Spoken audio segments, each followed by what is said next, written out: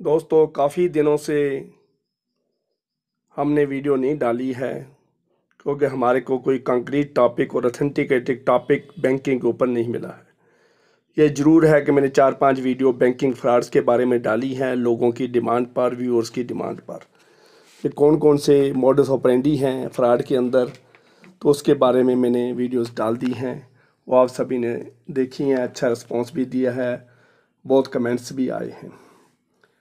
तो उन कमेंट्स में ये बात आई है कि हमारा जो बैंक प्राइवेटाइजेशन का जो मुद्दा है उसके ऊपर आप वीडियो बनाएं। उसके ऊपर वीडियो बनाने से पहले मैंने ये सोचा कि क्या हमारे पास कोई ऑथेंटिकेटेड रिपोर्ट है। निर्मला सीतारमण ने बजट में भाषण में ये कहा था कि हम 2 प्राइवेट बैंक्स को और एक एलआईसी को प्राइवेट करने जा रहे हैं, 2 बैंक्स को और एक एलआईसी को प्राइवेट करने जा रहे हैं। तो ये उसकी प्रपोज़ल थी। उसके बाद क्या हुआ, 5 महीने बजट को बीत चुके हैं। उसके बाद क्या निकला रिज़ल्ट, वो नीति आयोग से उन्होंने रिकमेंडेशन मांगी थी, तो रिकमेंडेशन में उन्होंने क्या जवाब दिया। उसके बाद फाइनेंस मिनिस्टर से भी लोकसभा में प्रश्न पूछा गया, उसका भी कोई जवाब है। उसके बाद एक और कमेटी बनाई है इन्होंने, alternate mechanism on group of privatisation. ये ऐसा ही, उसके सेक्रेटरी भी उसके मेंबर हैं, मिनिस्टर्स भी उसके मेंबर हैं। उसके बारे में एक सरकार ने कमेटी भी बनाई है। लेकिन जो भी यूट्यूबर वीडियो डाल रहा है, जो भी रेफरेंस दे रहा है, वो कह रहा है सूत्रों के हवाले से, प्रिंट मीडिया, न्यूज़ मीडिया के हवाले से, सोर्सेस से ये पता चला है।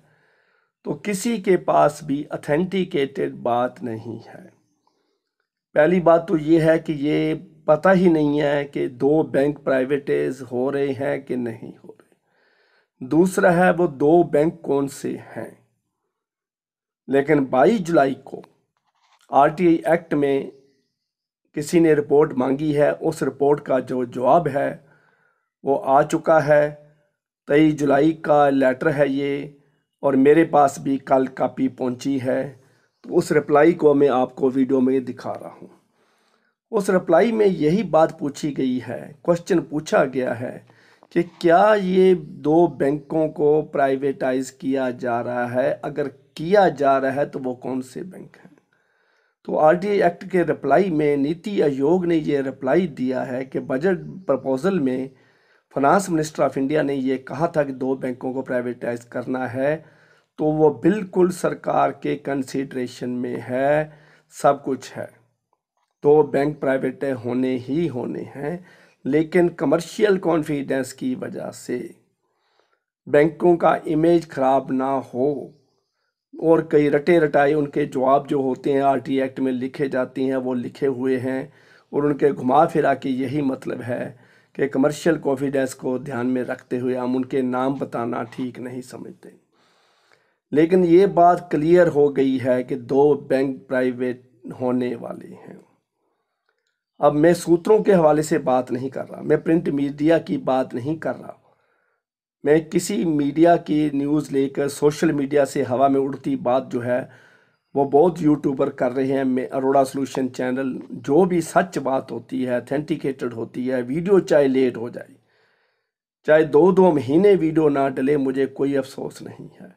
लेकिन जब हम बात करते हैं वो रिटन प्रूफ के साथ होती है। अब आरटीआई के रिप्लाई से ये पता चल गया है कि 2 बैंक प्राइवेट होने ही होने हैं, लेकिन कौन से बैंक होने हैं इसका नाम वो बता नहीं सकते। लेकिन एनालिसिस के मुताबिक, सूत्रों के हवाले के मुताबिक, फाइनेंशियल एनालिस्ट क्या कहते हैं उनके मुताबिक, और सरकार के जो एटीट्यूड से पता चल रहा है उसके हिसाब से हम कह सकते हैं कि इंडियन ओवरसीज बैंक और सेंट्रल बैंक ऑफ इंडिया में बी 2 बैंक्स, जो 6 बैंक मर्जर के बाद बचे हुए बैंकों में हैं, उनमें 2 बैंक आ जाएंगे, इंडियन ओवरसीज बैंक और सेंट्रल बैंक ऑफ इंडिया।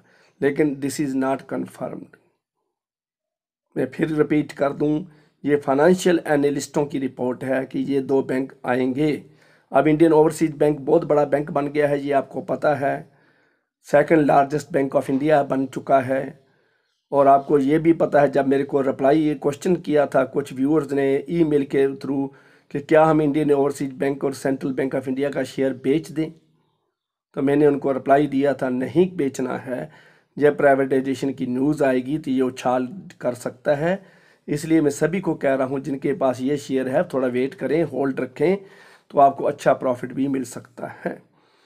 तीसरी बात रही उसके जो है प्राइवेटाइजेशन के डाटा जो है वो आपके पास ही है, किन के कितने एम्प्लाई हैं, कौन बड़ा बैंक है कौन छोटा बैंक है, उसको भी कंसिड्रेशन कर सकते हैं। लेकिन गवर्नमेंट की समझ नहीं आ रही है कि क्या, पहले तो वो छोटा बैंक को हाथ डालने की बात कर रहे थे, अब वो बीच वाले बैंकों में बड़े बैंकों को भी हाथ डाल सकते हैं। बैंक ऑफ इंडिया का भी पहले नाम आया था। तो ऐसे कई विचार चल रहे हैं। लेकिन आज की वीडियो बनाने का लाभ इसलिए है कि मेरे पास जो रिपोर्ट आई है आरटीआई एक्ट की, वो मैं आपके साथ शेयर करना चाहता था कि आरटीआई एक्ट में उन्होंने इन राइटिंग दे दिया कि 2 बैंकों को प्राइवेटाइज होना ही होना है। दूसरी बात रही प्राइवेटाइजेशन क्यों हो रही है, इसके पहले हम चर्चा कर चुके हैं कि बार बार सरकार को बैंकों में कैपिटलाइजेशन डालनी पड़ रही है, कैपिटल इन्फ्यूज़ करनी पड़ी। इस बजट में 21,000 करोड़ रुपया उन्होंने डाला है। सरकार चाहे कोई भी होती, मैं नहीं कहता मैं बीजेपी का आदमी नहीं हूँ, मैं कांग्रेस का भी नहीं हूँ, मैं किसी सरकार का मैं पॉलिटिशियन नहीं हूँ, किसी पार्टी के साथ मेरा कोई अलायंस नहीं है, लेकिन फिर भी मैं कहता हूँ कि जो गवर्नमेंट आज कर रही है, अगर कांग्रेस होती वो भी यही करती, कोई और गवर्नमेंट होती तो भी यही करती, कोई और प्राइम मिनिस्टर होता वो भी यही करता। बार बार कैपिटल इन्फ्यूज़न करके बैंकों को जिंदा रखना गवर्नमेंट के लिए बहुत मुश्किल है। दूसरा है महामारी आ गई है, कोरोना की महामारी में सरकार के पास मेडिकल इंफ्रास्ट्रक्चर देने के लिए पैसा नहीं है। सेंट्रल गवर्नमेंट का डीए आपको पता है 1.5 साल से फ्रीज है। 1.5 साल में उनको अभी जो पे कर रहे हैं वो करंट डेट से पे किया जा रहा है। 1.5 साल का एरिया 1.5 लाख का, हर एक एम्प्लाई का, 50 लाख एम्प्लाई का 1.5 लाख रुपया सरकार खा चुकी है। तो ये आप यहाँ से जो हमारे को पता चलता है कि सरकार को पैसे की कितनी ज़रूरत है।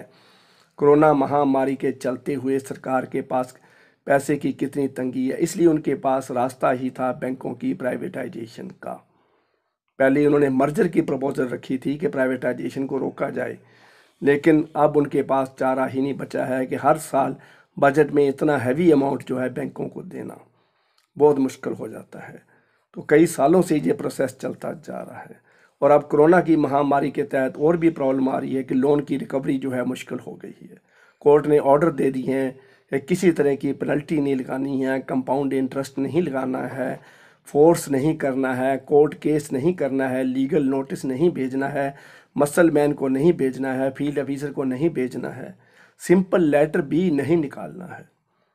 तो आप ये सोचिए कि अगर ऐसी हालत हो, लोग पहले ही देने को तैयार नहीं हैं, जिनकी नीयत साफ़ नहीं है वो पहले ही छुपा रहे हैं, अपनी किस्त लेट करते हैं या पे नहीं करते हैं, अवॉइड करते हैं, तो उनके पास फील्ड अफसर भेज के, लीगल नोटिस भेज के बैंक रिकवरी बहुत मुश्किल से करता था। लेकिन दोस्तों अब ऐसे कोर्ट के ऑर्डर के बाद बैंकों की हालत क्या है। बैंक को ऊपर से जो मर्जी कहते जाएं, अंदर से हालात ख़राब हैं। लाखों करोड़ों रुपए का जो लोनों का राइट ऑफ हो रहा है वो सारा कुछ गड़बड़ है। तो बैंक ने एफडी के ऊपर इंटरेस्ट पे करना है। एक दिन का इंटरेस्ट किसी को कम मिल जाए तो उसके ऊपर एक्शन बैंक को कंप्लेंट करते हैं, कंज्यूमर कोर्ट में चले जाते हैं। ऑटो रिन्यूअल कंप्यूटर में किसी एफडी की ना हो, 2 दिन लेट हो जाए तो वो गदर खड़ा कर देते हैं, डाल देते हैं, उनकी रिकवरी का नोटिस निकाल देते हैं। तो लेने वाले, मैंने ऐसे केस भी देखे हैं कि एक ही कस्टमर है, उसका बैंक में लोन है, पर्सनल लोन है, हाउस लोन है, दोनों की किस्तें वो नहीं भर रहा है। वो उनको कहता है कोरोना है, मेरे पास, मेरी हालत ख़राब है, मैं किस्त नहीं दे सकता। और दूसरी तरफ उसी बैंक में उसकी एफडी पड़ी हुई है और उसके ऊपर एक दिन का इंटरेस्ट कम आ जाए तो वो कहता है कि मुझे इंटरेस्ट दो। लोन पे रीपे करते समय कोरोना महामारी है, लेते समय कोई कोरोना महामारी नहीं है। लेने को हम तैयार बैठे हैं, देने को हम तैयार नहीं है, तो बैंक डूबेगा ही डूबेगा।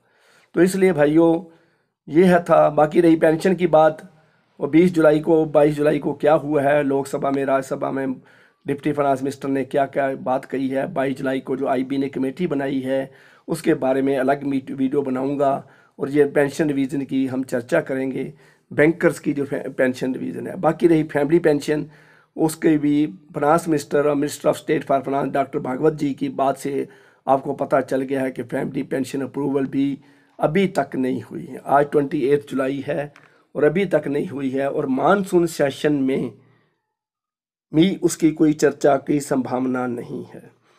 चौथी बात मेरे से ये पूछी गई कि प्राइवेटाइजेशन का बिल मानसून सेशन में आएगा, क्या बैंक इसी सेशन में बैंक पास हो जाएंगे? तो देखिए भाइयों, बैंक प्राइवेटाइजेशन कहने को बहुत आसान है, लेकिन ये बहुत लंबा प्रोसेस है। थोड़ा सा ध्यान रखिए, बैंक प्राइवेटाइजेशन का अगर नोटिफिकेशन आ भी जाती है तो भी बहुत लंबा प्रोसेस है। इसको लोकसभा और राज्यसभा दोनों सदनों में से बिल पास करवाना पड़ता है, बिल पेश करना है, फिर पास करवाना है, फिर राष्ट्रपति की अप्रूवल की ज़रूरत होती है। तो ये बहुत लंबा प्रोसेस है। फिर उसकी एसेट लायबिलिटी की प्रैक्टिकली कैलकुलेशन करी जाती है। नोटिफिकेशन के बाद भी 6 मंथ का टाइम होता है। तो उसके बाद ये करते करते कम से कम 1.5 साल, कम से कम है 3 साल भी लग जाते हैं। आप देख रहे हैं आईडीबीआई बैंक का क्या पोजीशन है, कितने साल से प्रोसेस चल रहा है। बीपीसीएल का देख रहे हैं, और steel authority of India limited का आपने देखा है। तो एलआईसी के बारे में भी चर्चा चल रही है। तो प्राइवेटाइजेशन कहना बहुत आसान है, this is a lengthy process, it may take 3 year but minimum 1.5 year, 1.5 साल मिनिमम लग जाएगा। मान लीजिए आज भी कर देते हैं तो भी 1.5 साल लगेगा। दूसरी रही बात, मानसून सेशन में जो लोकसभा का सेशन चल रहा है उसमें कहीं भी बैंक प्राइवेटाइजेशन के बिल की कहीं चर्चा नहीं है। मेरे नोटिस में ऐसी कोई बात नहीं है कि बिल प्राइवेटाइजेशन का, बैंक प्राइवेटाइजेशन का बिल पेश किया जा रहा है। तो इसलिए इस सेशन में भी कोई प्राइवेटाइजेशन की संभावना नहीं है, तो अगले सेशन में। बाकी रही फैमिली पेंशन की अप्रूवल की, वो भी अभी तक जिंदा बात नहीं है, लाइव कंसिडरेशन में नहीं है, इसलिए हम उसके भी कोई बारे में कह नहीं सकते कि कब वो होगी। 1 साल उसको बीत चुका है। 22 जुलाई 2020 को आईबी और यूआईबीयू में ये एग्रीमेंट हुआ था। 20 नवंबर को ये एग्रीमेंट साइन हो गया था। तो 1 साल से ऊपर का टाइम बीत चुका है। आज 28 जुलाई, 1 साल 7 दिन हो चुके हैं, फैमिली पेंशन अप्रूवल नहीं हो रही है। और अब ये देखें, दूसरी जो बैंकर्स की पेंशन है, जनरल पेंशन, जो 30 साल से पेंशन रिवीजन नहीं हुई है, उसके बारे में हम अगली वीडियो में चर्चा करेंगे।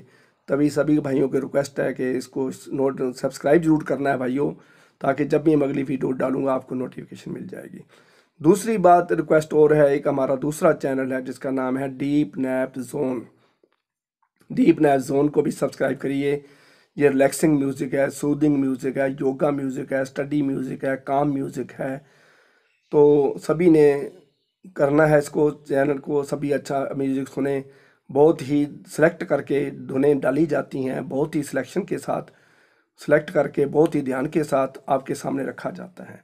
तो मेडिटेशन जिसने करनी है, स्टडी करनी है, योगा करना है, जिनको नींद ना आने की समस्या है, तो वो सभी इस चैनल को सब्सक्राइब करें ताकि अच्छा म्यूज़िक आपको मिल सके। Thank you very much.